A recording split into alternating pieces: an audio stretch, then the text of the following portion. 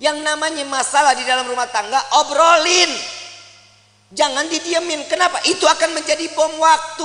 Setan gosok tuh hati kita. Setan masuk ke dalam pikiran nih. Kuping kita dibisikin terus. Oh, jangan dikasih maaf. Jangan, gak usah perlu minta maaf. Oh, jangan dimaafin. Itu pasti setan akan ikut campur.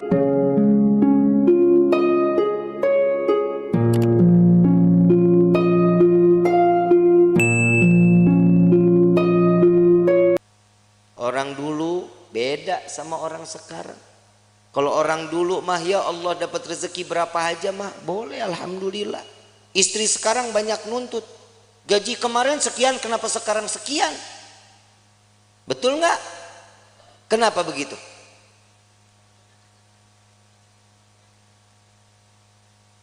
Urusan rezeki siapa yang kasih? Kenapa mintanya sama suami? Mintanya sama Allah, tapi doanya di samping suami. Ya Allah, berikan rezeki kami yang banyak lewat suami saya. Samping telinga ngomong kalau lagi tidur juga. Ya Allah, lipstik beak.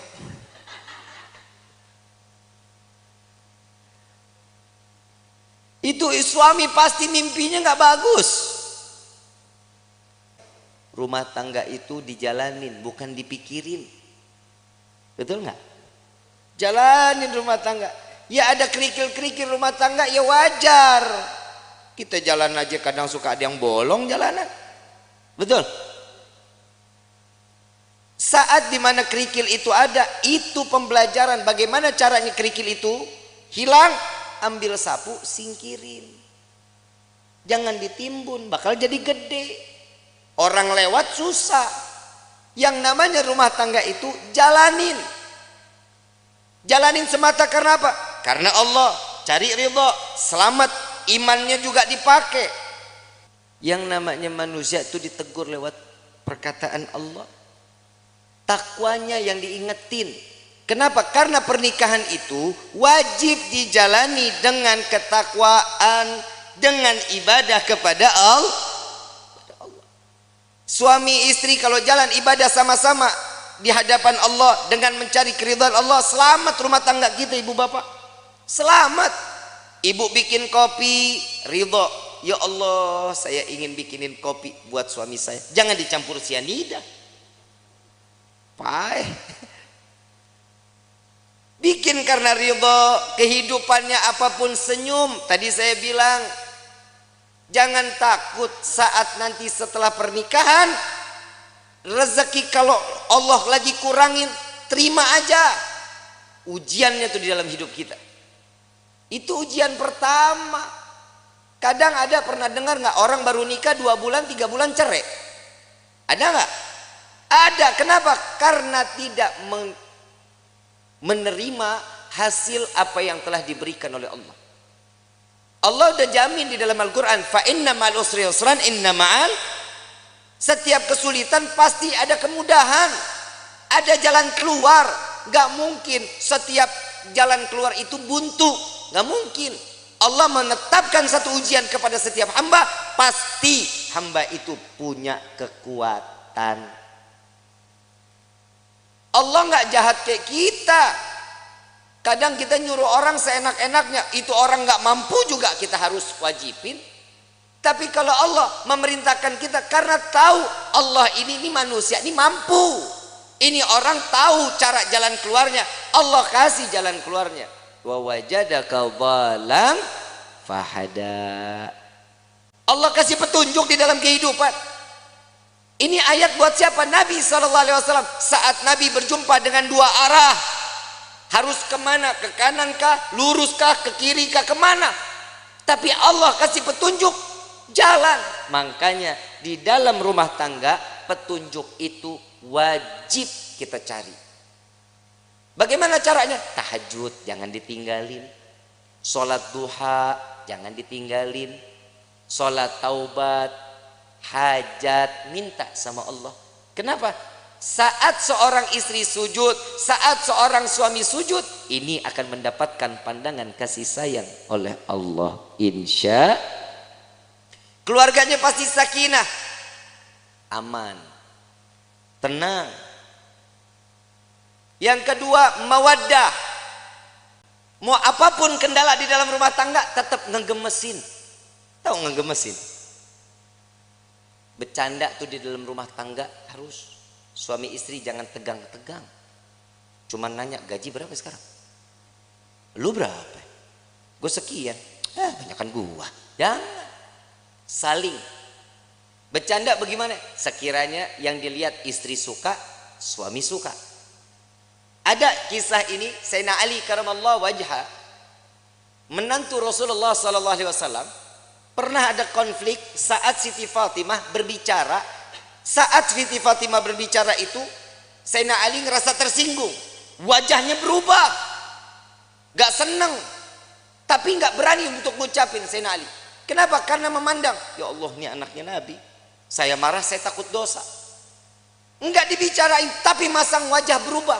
Siti Fatimah sadar, salah ucapan saya. Minta maaf. Langsung minta maaf sama suami. Gak dijawab. Keliling sambil nari-nari. Sambil nari-nari. Begitu selesai nari-nari, bikin lucuan, sampai Sayyidina Ali tertawa, senyum. Maka disitulah Siti Fatimah datang kepada Rasulullah sallallahu alaihi wasallam. Ya Rasulullah, tadi nih saya ngerasa ada salah bicara sama suami saya. Langsung mukanya berubah, Nabi ikut berubah. Belum selesai bicaranya Siti Fatimah, Nabi juga berubah. Kenapa? Hei, engkau tidak akan mendapatkan keridhaan Allah, engkau akan dilaknat oleh Allah. Ntar dulu, saya sudah berhasil membuatnya dia tersenyum. Apa yang kau lakukan? Saya menari-nari entah berapa puluh kali saya keliling-keliling di depan wajahnya. Sampai keluar senyuman. Apa kata Nabi? Maka saat dia tersenyum, Allah buka pintu surga untukmu, maka Allah kembali ridha kepadamu. Pak, Bapak, esok kalau istri marah-marah, panggil topeng monyet. Suruh main, suruh dia joget di depan kita. Jangan malu, Bu. Ibu punya salah, ngomong minta maaf. Nggak tahu salahnya di mana, tetap minta maaf. Bib, kalau yang salah suami, tegur baik-baik. Jangan didiemin sehari, 2 hari, 3 hari. Ini bahaya. Ini kadang di rumah tangga suka begitu tuh. Kadang kalau lagi ribut rumah tangga, main diem-dieman. Saya lagi bingung, ada suami istri kalau ribut diem-dieman. Lu tinggal serumah, lu diem-dieman, lu kayak anak kos. Yang namanya masalah di dalam rumah tangga, obrolin. Jangan didiemin. Kenapa? Itu akan menjadi bom waktu. Setan gosok tuh hati kita. Setan masuk ke dalam pikiran nih. Kuping kita dibisikin terus. Jangan dikasih maaf. Jangan, gak usah perlu minta maaf. Jangan dimaafin. Itu pasti syaitan akan ikut campur. Kenapa? Syaitan gak bakal pernah terima ngelihat rumah tangga utuh karena cari ridha Allah. Syaitan gak bakal diam. Siti Hawa, Nabi Adam, romantisnya setengah mati. Romantisnya setengah mati. Laki-laki digoda karena siapa? Nabi Adam. Kita sampai hidup di dunia, Nabi Adam dirayu sama seorang istri yang bernama Siti Hawa. Coba ambil buahnya. Tapi Allah bilang, gak apa-apa, kan gak dimakan, dipegang aja. Dapat rayuan, Allah murka. Allah udah bilang jangan makan, jangan gak deketin aja, jangan. Dipetik baru sampai di gigi, Allah murka, diturunin ke dunia. Coba kalau Nabi Adam gak makan, gak ngedeketin, kita hidup di sorga semuanya ini. Tapi kadang manusia suka nuntut macem-macem sama Allah. Kalau lu mau nuntut, nuntutnya Nabi Adam. Gara-gara Nabi Adam makan buah khuldi, kita jadi ada di walahar. Aturan kan kita di sorga semuanya ada. Gak capek-capek kerja, capek-capek nulis CV, ngajuin, kadang diterima, kadang kagak. S1 cleaning service. Kadang begitu. Kalau kita hidup di sorga kan nikmat, tapi inilah bagaimana kita bisa kembali ke dalam surga. Ujian dalam hidup itu yang membuat kita kuat di dalam iman kehadapan Allah. Suami mah perintahnya dikit, cuman ngasih nafkah yang halal, memberikan satu kebaikan, jangan mencontohkan suatu keburukan. Itu tugas suami. Istri pasar, masak, sajiin makanan, betul, ngurusin anak, rapihin rumah, betul, nyuci, ngepel, nyapu, nyetrika. Banyak nggak kerjaannya? Emang elu tugasnya. Terus fungsinya suami ringanin beban istrinya, itu suami.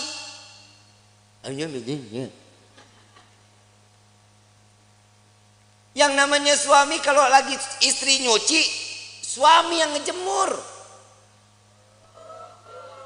Emang nggak ada suami yang begitu di sini? Nggak ada. Tukar tambah, Bu.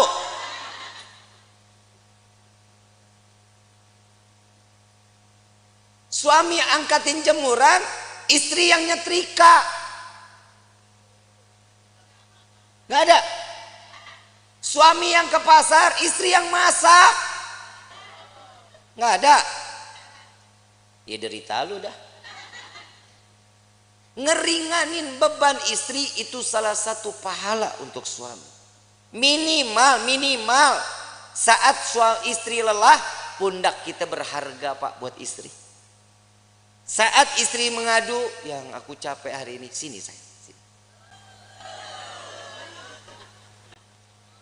Gak ada yang begitu, gak ada. Berarti di dunia laki gue doang yang begitu tuh. Lah ngapa lu? Lah bini-bini gua. Ini fungsinya mawaddah, saling manja, gemesin. Tuh tingkah laku yang begitu aja ibu pada teriak. Kenapa? Gemes banget begitu. Yang ketiga, warahmah. Hibur kehidupannya dengan kasih sayang. Pegangan tangan, rahmat. Allah turunin kasih sayangnya, rontok dosa kecilnya, pandangan-pandangan mata, cintanya makin tumbuh.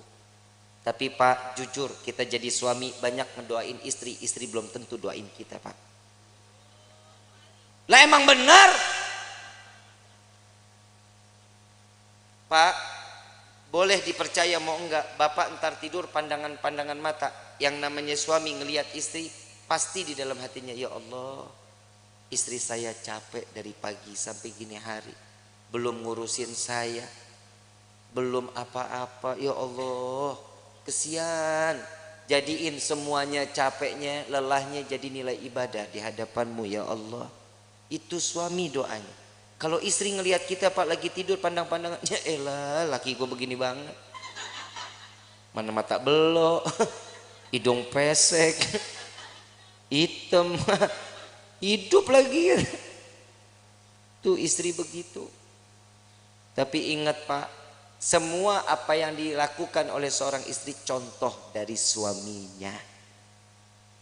Bapak mau lihat istri wangi, Bapak juga tampil wangi dong. Ya, jangan tiap hari pakainya 1000 bunga, 1000 bunga, 1000 bunga. Istri juga enak pakai yang kerenan gitu. Hahaha. Betul kan, Bu? Tapi memang istri itu dituntut wajib wangi di depan suami. Lu mah kagak. Mana apek, bore mason, cap kampak, GPU, kan? Bu, jangan dulu dah, Mayang aja. Mayang, ini kan malam pertama nih, Yusuf, iya. Ini dalam hatinya, Habib udahan ke. Mayang, tampilnya sebagaimana pengantin baru terus sampai mati menjadi pengantin baru. Ya, minimal kalau tidur nggak males pakai bedak, pakai lipstik. Ya, Sup ngomong, yang aku paling suka deh ngelihat kamu kayak gini. Puji, seorang istri itu paling seneng Sup kalau dipuji.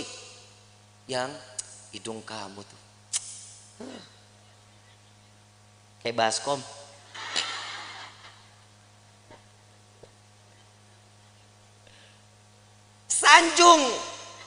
Sanjung istri. Yang Nabi sering sanjung istri, disanjungkan sama Nabi kan. Disanjung Humairah yang pipinya kemerah-merahan. Bapak ngomong, nih Dibit masalahnya orang hitam legem. Mana merahnya? Ya minimal kan dipanggil manis kan bisa. Sweetie kan bisa. Jangan dipanggil Blacky. Wah. Jangan. Karena kasih sayang itu timbul juga dari panggilan. Jujur, Pak, maaf, Bapak kalau dipanggil siak gahar nggak? Kesel nggak? Dibilang manehna, kesel nggak? Saya ini seorang kepala rumah tangga, hargain saya. Coba kalau suami dipanggil sayang, besok uang jajan nambah, Bu. Dan laki-laki juga sadar diri, wajib ngasih tahu sama istri. Lihat Rasulullah nyanjung Siti Fatimah, Siti Aisyah saat lagi sholat. Siti Aisyah, Rasulullah lewat. Ya Allah, terima amal ibadah Aisyah. Ya Allah, ampuni dosa Aisyah. Ya Allah, masukkan Aisyah ke dalam surgamu. Doa di hadapan Siti Aisyah. Siti Aisyah lagi sholat. Begitu selesai sholat langsung kabur. Ya Rasulullah, tadi aku dengar engkau doakan aku. Iya ya Aisyah. Gimana perasaannya? Wah, senang. Begitulah caraku mendoakan umatku, kata Nabi Muhammad SAW. Ternyata doanya Nabi Muhammad tetap buat umat. Kebahagiaan siapa? Umat. Makanya orang yang menikah itu mencontoh sunnah Nabi Muhammad SAW. Makanya ibu, yang namanya suami nikah jangan banyak aturan. Suami mau nikah lagi, kasih. Emang apa? Perih. Lebih perih suami ngelihat lo cemberut mulu. Betul Pak? Pulang dari pagi sampai sore ngelihat istri udah begitu aja modelnya, dari mulai bangun tidur sampai sore begitu. Muka demek, rambut berminyak. Begitu dicium, ya Allah, bau kompor. Bu, mau suami betah di rumah mau? Yang rapi dong. Kelihatan suami bakal pulang kapan? Mandi, rapi, bersih. Saat ngadepin suami, suami pulang ngelihat istri cantik, ya Allah. Itu capek ditinggal di pagar, Bu. Nggak diajak masuk capeknya. Mah, kemon. Gak ada cah. Kalau ini sudah di rahmahnya ini kita jalanin, inilah yang namanya baiti jannati, rumahku surgaku. Tapi kalau ini nggak ada, iman nggak ada, siap, rumah jadi neraka. Rumah jadi neraka. Ibu bapak romantis suami istri, anak ngelihat senang, anak pasti akan contoh kelak nantinya dia bersama suami atau istrinya akan sama sebagaimana rasa kasih sayang yang dicurahkan oleh pasangan ibu dan bapaknya. Kalau anak tiap hari ngelihat orang tua ribut, besok anak begitu juga. Apalagi kalau ada bapak kasar sama istri. Nah, punya anak laki-laki, punya anak perempuan, besok tuh anak kalau udah gede punya psikologinya berubah, takut sama laki-laki, dia akan cari pasangan perempuan. Lah emang udah banyak sekarang yang begitu. Sebenarnya itu faktornya bukan hanya itu. Yang kedua, ada salah sama siapa dia bermainnya, sama siapa dia berkawannya. Makanya rumah tangga itu diisi dalamnya dengan iman, kenalin Allah sama nabinya, maka rumah tangga akan berkah. Ini ibu kagak sholat, bapak enggak sholat, anak dituntut untuk hafal Quran, kan PA. Nah ibadah ya, Jangan bikin ibu, bapak masuk ke dalam neraka. Nah, lu yang mau dinerakain. Kadang orang tua juga suka egois. Dia ngarepin ini anak bisa nyelamatin dia. Sekarang hidupnya dia semau-maunya.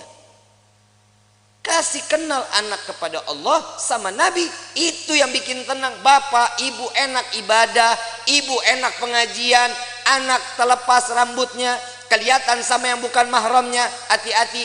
Ini anak perempuan begini. Cukup dengan satu helai. Bawa masuk 4 laki-laki ke dalam neraka jahanam.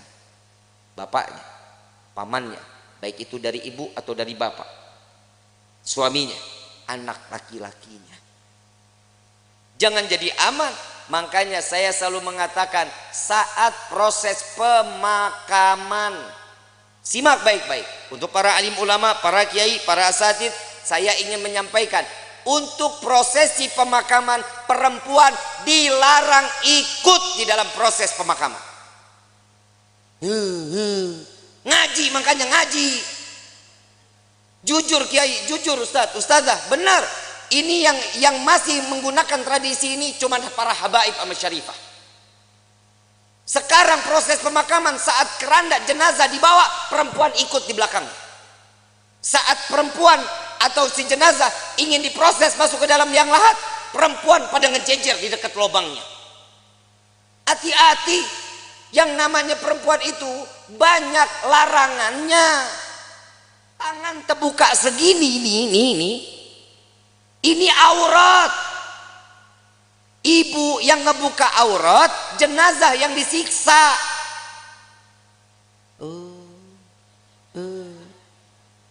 Ini tolong Pak diumumin. Pak Kepala Desa boleh bikin surat untuk setiap masjid sama musola. Perempuan dilarang ikut. Bib, ini ibu saya, bodoh amat. Habib, ini bapak saya, kumaha aing bae. Nggak boleh. Jangan. Kenapa? Ini akan menjadi satu siksaan. Selesai proses pemakaman, laki-laki keluar, perempuan mau silahkan, mau ziarah nggak dilarang. Tapi saat prosesnya jangan. Kenapa? Bikin repot. Belum nangis, kayak orang gila. Bapak, ibu. Kalau suami yang meninggal nggak begitu nangisnya. Ya, jangan tinggalin saya. Buaya. Apalagi warisan banyak, senyum. Yang tenang ya yang. Mudah-mudahan diterima amal ibadahnya ya yang. Tuh kalau duitnya banyak. Ada laki-laki lihat, ini siapa nih yang nangis-nangis ngegerung-gerung? Oh, ini istrinya. Jandanya boleh juga nih. Ajang jodoh di depan pemakaman. Hati-hati ya. Kiai, Ustadz, tolong ini diumumkan di setiap majlis-majlis ta'lim. Ya Bu ya. Ya Bu. Ibu sayang nggak sama jenazah? Mau dia saudara, mau dia adik, mau dia siapa, biarin. Yang urus biar orang yang mahramnya, laki-laki. Emang ibu ikut gali kubur? Ibu ikut nguruk? Ibu ikut ngapain? Nontonin aja Habib. Emang perempuan tuh banyak keponya. Entar tuh dia di atas makam, nanya, itu diapain? Tuh jenazah bisa jawab, kamu nanya. Bahaya ya. Jangan ya Bu ya. Mulai sekarang nggak boleh ikut lagi, insya Allah. Nanti kalau suatu saat, mudah-mudahan kita semua dikasih umur panjang, sehat afiah untuk ibadah kepada Allah, amin ya rabbal. Allahumma, entah keluarga kita yang meninggal, biarin aja, biarin sampai selesai. Mau ikut ke pemakaman boleh, tapi nunggu selesai proses, laki-laki keluar, perempuan baru masuk. Ya, ikut situ. Mau tebar bunga silahkan, ya, mau naruh air mawar silahkan, nggak apa-apa. Tapi saat proses, perempuan jangan ada yang ikut. Kenapa? Ini yang akan menjadi penyebab siksaan untuk ahlil kubur. Na'udzubillahi min dzalik. Kenapa? Karena perempuan itu banyak larangannya. Paham ya? Insya kurang lebih mohon dibukakan pintu maaf yang seluas-luasnya. Wabillahi taufiq wal hidayah. Wassalamualaikum warahmatullahi wabarakatuh.